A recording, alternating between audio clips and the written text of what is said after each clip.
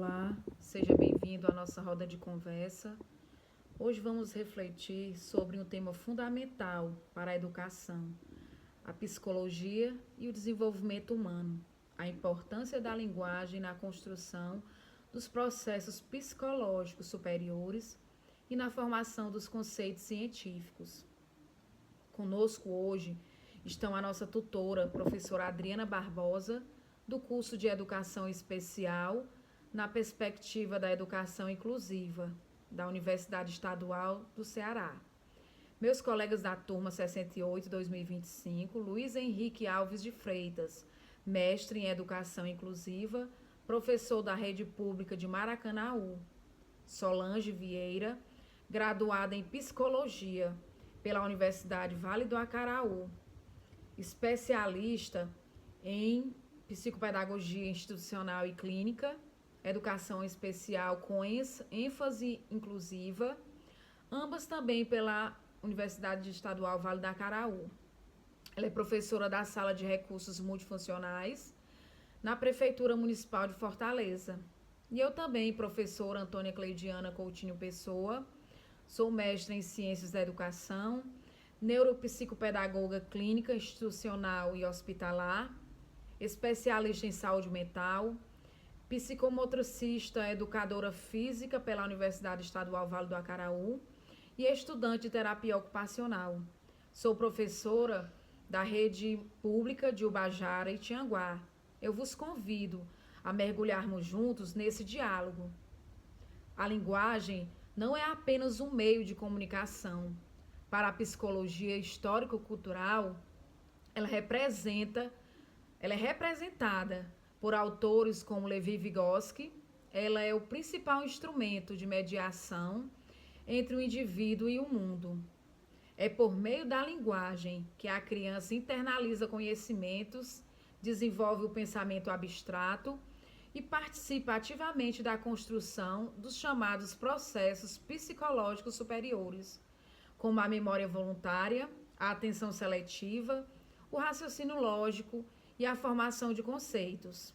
Então eu pergunto ao professor Luiz Henrique, como é que a linguagem atua como mediadora no desenvolvimento psicológico das crianças? Qual a diferença entre um conceito espontâneo, um conceito científico, segundo Vygotsky? E como é que o professor pode usar a linguagem para favorecer o desenvolvimento cognitivo dos alunos? Segundo Vygotsky, o desenvolvimento das funções psicológicas superiores acontece por meio do uso de signos e instrumentos culturais, sendo a linguagem o principal mediador nesse processo. Mais do que um simples meio de comunicação, a linguagem funciona como uma ferramenta poderosa que ajuda a transformar o pensamento da criança. À medida que convive com outras pessoas, a criança vai se apropriando da sua linguagem.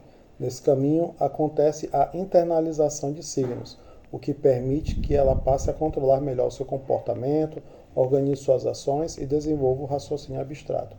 Um ponto importante nesse processo é a fala egocêntrica, que é aquela linguagem que a criança usa quando está realizando alguma atividade sozinha. Essa fala fica no meio do caminho entre a linguagem externa, que é usada com outras pessoas, e a linguagem interna, é aquela silenciosa, mental. Por isso, a fala egocêntrica funciona como uma ponte entre o pensamento e a linguagem, sendo essencial para o desenvolvimento da autorregulação e da consciência. Assim, a linguagem ajuda a criança a reconstruir internamente as experiências sociais que vive no seu dia a dia, contribuindo para o surgimento de funções psicológicas mais complexas, como a atenção voluntária, a memória lógica e o pensamento reflexivo. Pergunto à professora Tamires Macena Dogiek, pedagoga da Universidade Estadual do Rio de Janeiro, que atua na rede privada e pública no município de Duque de Caxias, no Rio de Janeiro. Como o professor pode usar a linguagem para favorecer o desenvolvimento cognitivo dos alunos? Boa noite, meu nome é Tamires Macena Dogiek, sou professora há 10 anos, trabalho especialmente com o segundo e o terceiro ano dos anos iniciais. Sou de Duque de Caxias, município de Duque de Caxias, no estado do Rio de Janeiro, E antes de responder essa pergunta, eu vou me autodescrever. Eu sou uma mulher branca, alta, de olhos escuros, cabelos escuros. Eu estou falando com vocês da minha casa, uso óculos e também hoje estou usando uma blusa rosa de manga curta. O fundo desse vídeo é uma parede branca. Respondendo à pergunta, o professor, como mediador crucial no processo do ensino-aprendizagem, ele utiliza a linguagem como uma ferramenta primordial para catalisar o desenvolvimento cognitivo dos alunos.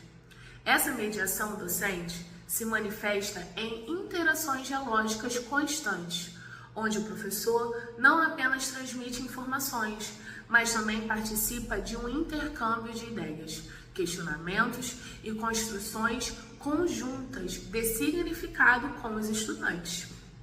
Ao explicitar conceitos de forma clara e acessível, o professor auxilia na internalização de conhecimentos e na formação de esquemas mentais mais complexos.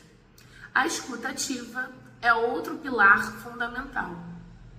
Ao ouvir atentamente os alunos, o professor compreende suas zonas de desenvolvimento proximal, identifica lacunas de entendimento e pode adaptar sua linguagem e estratégias de ensino para atender às necessidades individuais.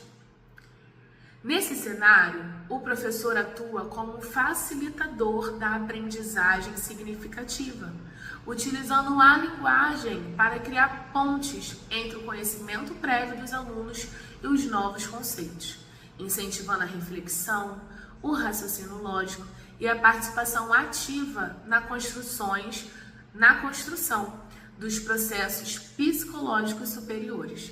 Por exemplo, ao invés de apenas definir o que é fotossíntese, um professor pode dialogar com os alunos sobre como as plantas se alimentam, usar metáforas visuais para explicar o processo e incentivar perguntas que levem à compreensão mais profunda, transformando a linguagem em um verdadeiro catalisador do desenvolvimento cognitivo.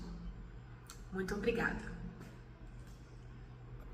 Olá, meu nome é Francilene, eu sou de Itarema, estou no 8º período de Educação Física, licenciatura. Bom, a diferença principal entre o conceito espontâneo e científico reside na origem e desenvolvimento. Conceitos espontâneos são adquiridos através da experiência cotidiana e do senso comum, sem estruturação sistemática, enquanto os conceitos científicos são resultados de um processo de aprendizado mais elaborado, envolvendo a mediação de outros conceitos e a aplicação de métodos científicos. Agora eu passo para a nossa professora Solange Vieira, porque ela vai nos dar uma exemplificação prática. Olá, tutora e colegas de turma, né? Meu nome é Solange Ribeiro Vieira. Eu trabalho como professora do AE na Prefeitura Municipal de Fortaleza. E aí, respondendo à pergunta do colega, né? Vamos imaginar uma aula de ciências sobre o ciclo da água. Ao explicar os conceitos de evaporação, condensação e precipitação, o professor não apenas apresenta palavras novas, mas ele introduz estruturas cognitivas por meio de atividades de escuta, de fala, de leitura, de escritas. Os alunos não só aprendem o conteúdo, mas desenvolvem habilidades mentais superiores. Obrigado, professora Solange Vieira. Então, a linguagem é, portanto, muito mais do que um código de comunicação. Ela é o alicerce do pensamento, da cultura e do conhecimento.